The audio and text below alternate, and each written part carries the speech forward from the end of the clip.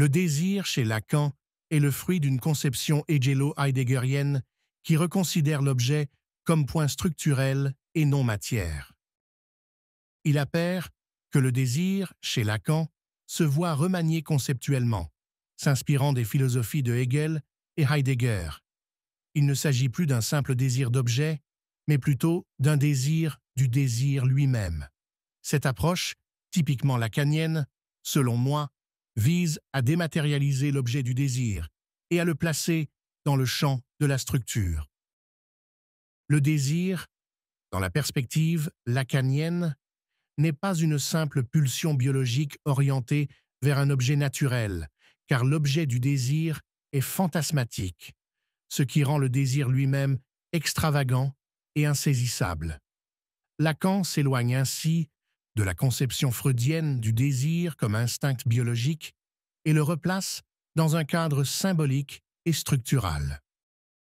Le désir ne se satisfait jamais. Sa nature insatiable le rend comparable à un processus hégélien de négation dialectique. Le sujet, en quête de satisfaction, désire l'objet, mais une fois l'objet atteint, le désir se déplace vers un nouvel objet. Ce cycle incessant constitue le désir du désir, car l'objet est ici évacué par le simple fait d'une régression linéaire aussi infinie que l'insatiabilité du désir lui-même. L'influence de Heidegger sur la conceptualisation du désir chez Lacan se manifeste dans la notion de manque. Le manque heideggerien, qui est à l'origine de l'être, se retrouve dans le désir du désir lacanien. Le sujet, en quête d'une satisfaction impossible, est toujours en manque, ce qui le propulse dans une dynamique incessante de recherche.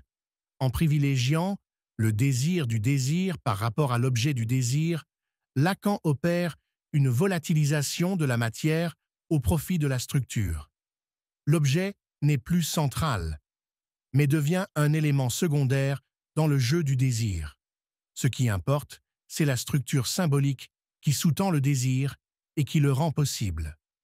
C'est un point de vue que je ne manque pas de développer dans le cadre de la rédaction de mon prochain livre, que je ne manquerai pas de publier et de vous offrir gratuitement sur mon site web. En dématérialisant l'objet du désir et en le plaçant dans le champ de la structure, Lacan ouvre la voie à une nouvelle compréhension du fonctionnement psychique humain. Ainsi, pourrait-on dire, les objets passent et les êtres passent, mais la structure demeure.